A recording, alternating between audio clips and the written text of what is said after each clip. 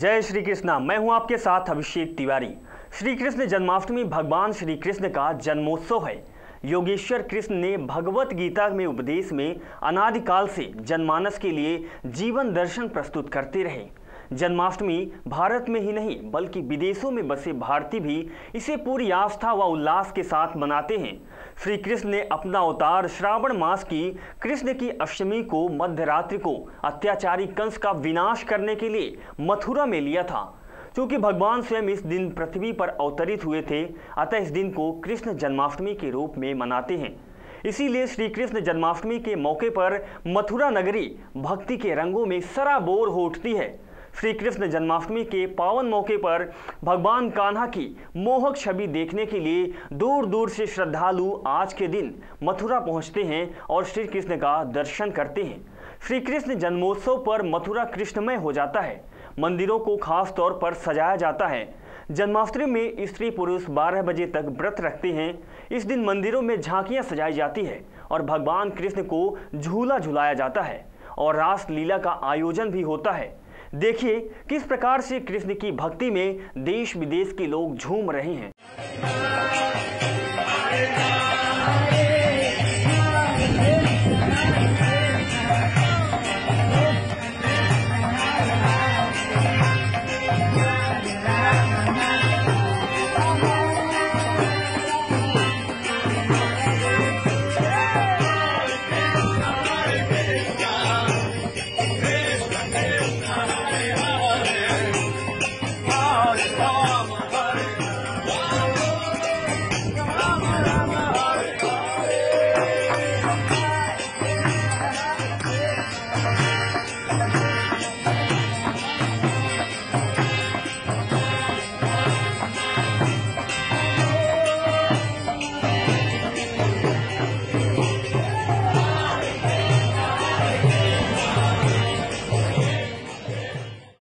आज यानी कि 14 अगस्त को भारत के साथ साथ विदेशों में बसे हिंदू संप्रदाय के लोग कृष्ण जन्माष्टमी का त्योहार मना रहे हैं। जैसा कि ये त्योहार भगवान श्री कृष्ण के जन्म की खुशी में मनाया जाता है और बताया जाता है कि भाद्रपद मास के कृष्ण पक्ष की अष्टमी तिथि को भगवान श्री कृष्ण ने धरती पर अवतार लिया था। वहीं भगवान श्री कृष्ण ने ये अवतार अपने अत्याचारी मामा कंस के विनाश के लिए लिया था। साथ ही ये अवतार मथुरा में अष्टमी की आधी रात में लिया गया था और इस दिनों मंदिरों को खास तौर पर सजाया जाता है और रासलीला का आयोजन किया जाता है। साथ ही अगर बात करें इस बार के जन्माष्टमी के मुहूर्त की, तो इस बार 14 अगस्त को अष्टमी तिथि शाम 7:45 बजे से और 15 अगस्त की शाम 5:39 तक रहेगी। इस समय के बाद कृष्ण जन्माष्टमी रोहिणी नक्षत्र में रहेगी और ऐसे में 15 अगस्त की शाम को 5:39 बजे रोहिणी नक्षत्र खत्म हो जाएगा और इसीलिए ऐसे में सभी को 14 अगस्त को ही जन्माष्टमी का व्रत रखने की सलाह दी गई है। इस दिन भगवान श्री कृष्ण की पूजा की जाती है और जन्माष्टमी के दिन महामंत्र हरे राम राम राम हरे हरे का जप करते हुए लोग रातों को जागते हैं। इस मंत्र का जप करने से कई हजार गुना फल मिलता है। साथ ही पुराणों के मुताबिक जो व्यक्ति इस मंत्र का जाप करता है उसे दिव्य आनंद का अनुभव होता है और उसका मन भी शुद्ध और शांत होता है। इसके साथ ही बताया गया है कि इस मंत्र का जाप करने से बिगड़े काम बन जाते हैं और वहीं अगर आप कान्हा जी के स्नान और भोग के लिए तुलसी दल, माखन मिश्री, पीले फल, मोर पंख और पीले वस्त्र का प्रयोग करेंगे तो इससे आपको जरूर फायदा होगा और आपकी जन्माष्टमी सफल रहेगी। देवताओं में भगवान श्री कृष्ण विष्णु के अकेले ऐसे अवतार हैं जिनके जीवन के हर पड़ाव के अलग रंग दिखाई देते हैं। उनका बचपन लीलाओं से भरा पड़ा है। उनकी जवानी रास लीलाओं की कहानी कहती है। एक राजा और एक मित्र के रूप में भगवत भक्त और गरीबों के दुखहर्ता बनते हैं तो युद्ध में कुशल नीतिज्ञ। महाभारत में गीता के उपदेश से कर्तव्य निष्ठा का जो पाठ भगवान श्री कृष्ण ने पढ़ाया है, आज भी इसका अध्ययन करने पर हर बार नए अर्थ निकलकर सामने आते हैं। भगवान श्री कृष्ण के जन्म लेने से लेकर उनकी मृत्यु तक अनेक रोमांचक कहानियां हैं।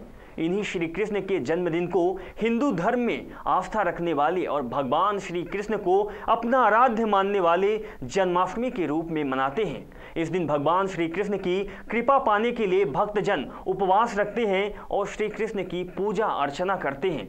भगवान के हल्दी, दही, घी, तेल, गुलाब जल, मक्खन, केसर, कपूर आदि चढ़ाकर ब्रजवासी उसका परस्पर लेपन और छिड़काव करते हैं। भक्तजन मिठाई बांटते हैं।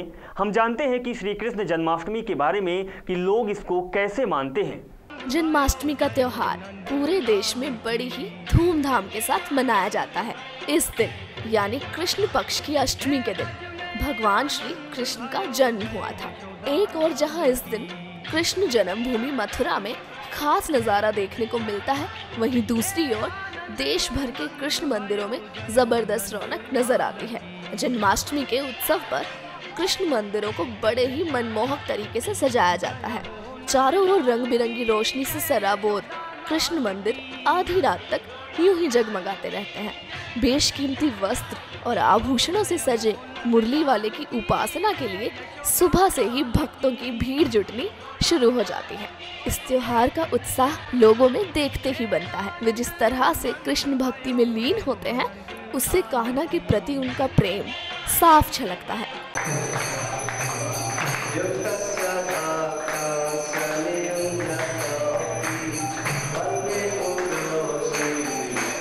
यूँ तो हर दिन पंजाबी बाग का इस्कॉन मंदिर सजा धजा नजर आता है, लेकिन अगर मौका हो कृष्ण जन्माष्टमी का तो फिर क्या कहने, मंदिर का हर कोना जगमगाता दिखता है। विशेष रूप से अगर भगवान कृष्ण की मूर्ति व श्रृंगार की बात की जाए तो अति मनमोहक नजर आते हैं। साथ साथ भगवान श्री कृष्ण के भव्य स्वरूप के दर्शन करने तमाम भक्तगण भी यहाँ आते हैं। चाहे युवा हो या फिर बुजुर्ग, सभी जन्माष्टमी के इस पावन अवसर पर बेहद खुश व उत्साहित दिखते हैं। चलिए कुछ युवाओं व बुजुर्गों से ही जानते हैं इस पर्व के बारे में।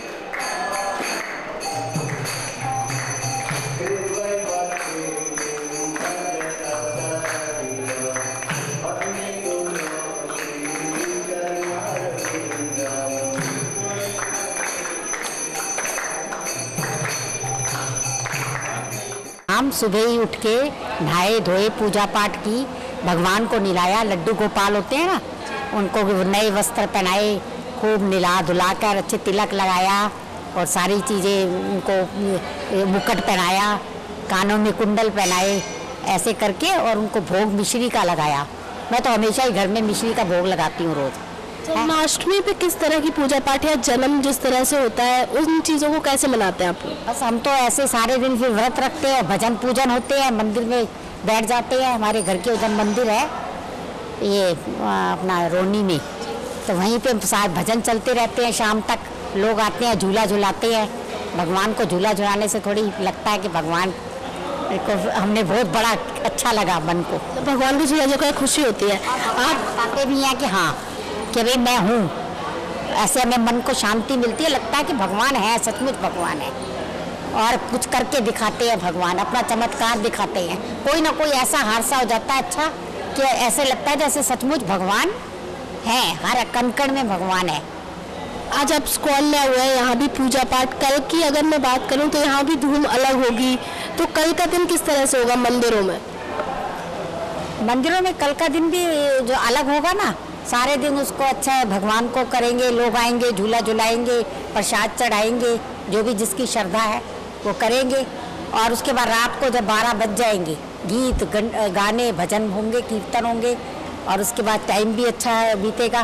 12 बजे के बाद जो है फिर कुछ खाएंगे पिएंगे, भगवान को भोग लगाएंगे, प्रसाद लेंगे। जन्माष्टमी है तो बहुत दिन पहले से तैयारी करते हैं फ्रेंड्स ग्रुप में कि जाएंगे टेंपल में। यहाँ पे स्पेशली ये मेरी फ्रेंड भी मुझे हफ्ता भर मतलब वीक पहले से ही बोलने लगती है कि यार जन्माष्टमी है, तू रेडी रही हो, ऑफिस वाफिस सब ऑफ लेना है, तुझे मेरे साथ चलना है और हमें फास्ट रखना है। तुझे पता है ना, मतलब 12 बजे करेक्ट ये मुझे फ़ोन करती है, विश करती है। और मतलब ये कई सालों से है, स्कूल टाइम से ही, और मतलब इसे मुझसे ज़्यादा पसंद है, फिर भी ये चुप है लड़की। 7 इयर्स हो गए हमें फास्ट रखते हैं। हम 12 बजे अपना फास्ट खोलते हैं और बहुत क्रेज़ होता है, हम मंदिर जाते हैं। तो किस तरह से मनाती हैं आप जन्माष्टमी, फास्ट रखते हैं और क्या क्या? एक्चुअली हम बंगाली फैमिली से बिलोंग करते हूँ मैं, तो मतलब कि 12 निर्जल फास्ट होता है हमारा, हमारे सारे फैमिली मेम्बर्स रखते हैं।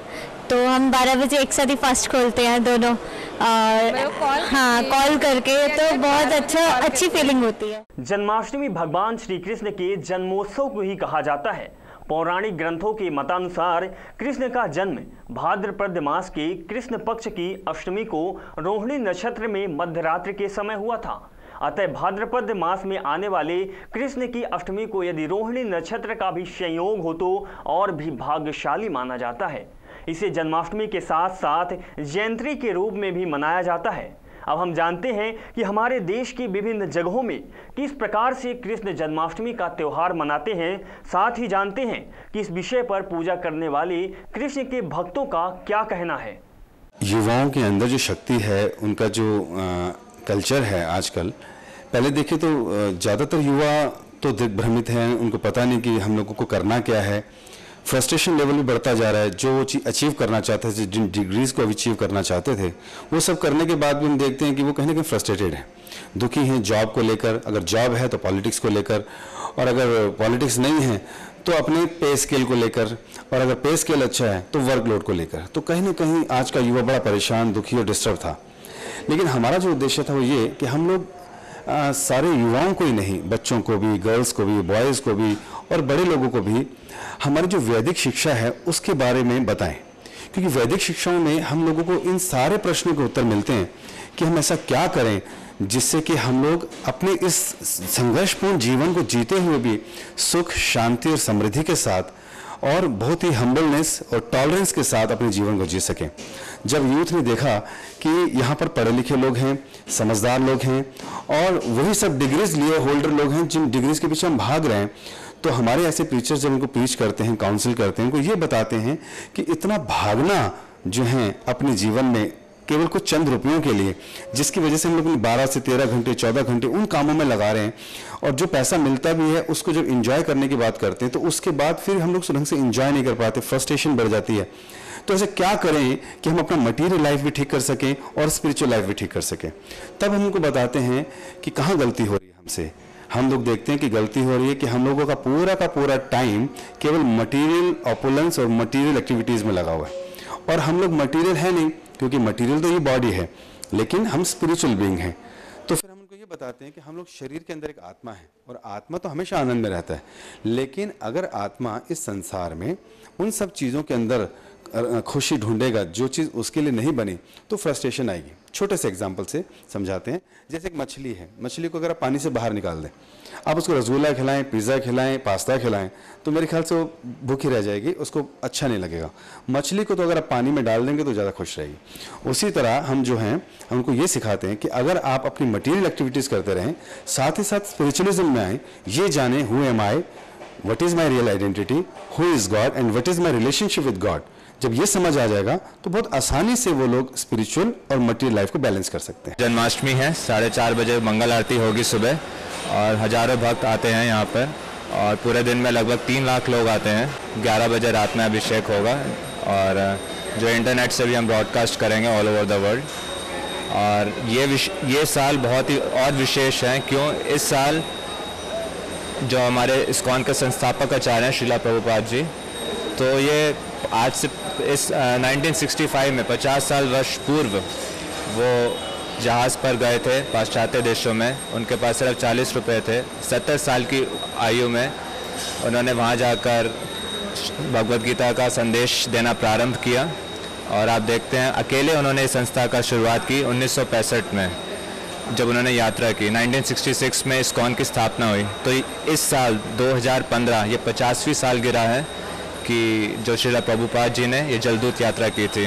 तो पूरे विश्व भर में इसको बहुत धूमधाम से मनाया जा रहा है। जो यहाँ पर आते हैं दर्शनार्थी, हम उन्हें भगवान के भक्तों के रूप में स्वीकार करते हैं, उनका अधिक से अधिक सेवा करना चाहते हैं, ताकि उनका जो फैसिलिटी है स्मूथ मिले। इसके लिए पूरा भव्य आयोजन किया गया, प्रबंध किया गया है। यहाँ पे 24 घंटे कीर्तन होगा, हरे कृष्णा महामंत्र का कीर्तन, हरे कृष्णा कृष्णा कृष्णा हरे हरे, हरे राम राम राम हरे हरे। इस धुन का 24 घंटे कीर्तन चलेगा, और विशेष अतिथि आएंगे यहाँ पर। अलग अलग पॉलिटिशियंस आते हैं, डिफरेंट पर्सनालिटीज़ आती हैं, वो भी यहाँ पे दर्शन करने आते हैं, क्योंकि एकमात्र मंदिर है कृष्ण बलराम का पूरे दिल्ली में।